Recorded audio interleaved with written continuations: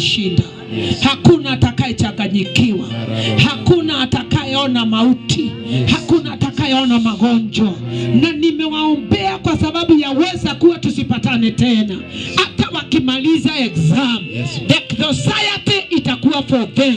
Hawatanajishiwa, hawataharibiwa, hawatapotoshwa. Hawa nimewaweka alama ya moto na itawatetea.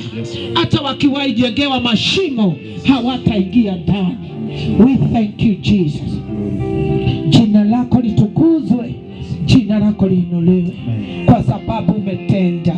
Kwa haya maombi ninataka kubariki walimu ambao wamejituma sana kusaidia watoto wetu. Nimewabariki wote, kutoka mwalimu mkuu mpaka mwalimu yeyote na majina yao. Pia na wao wako na watoto, wako na brothers and sisters. Naomba vile wameimpate knowledge na wa children, hata watoto wao wakapate kipali na wale wameitanishwa na wao. We pray for the director.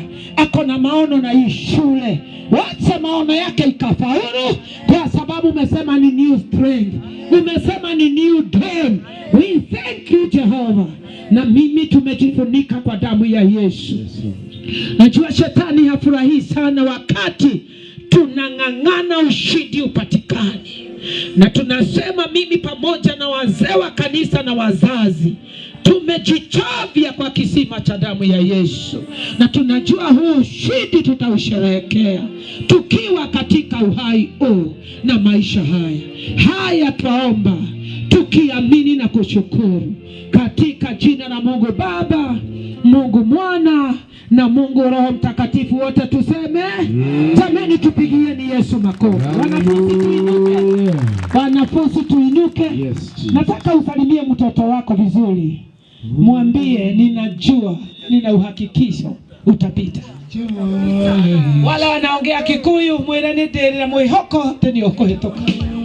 Thank you so much. God bless you. Nafikiria tunaweza keti wazazi. Asanteni sana, na wapenda.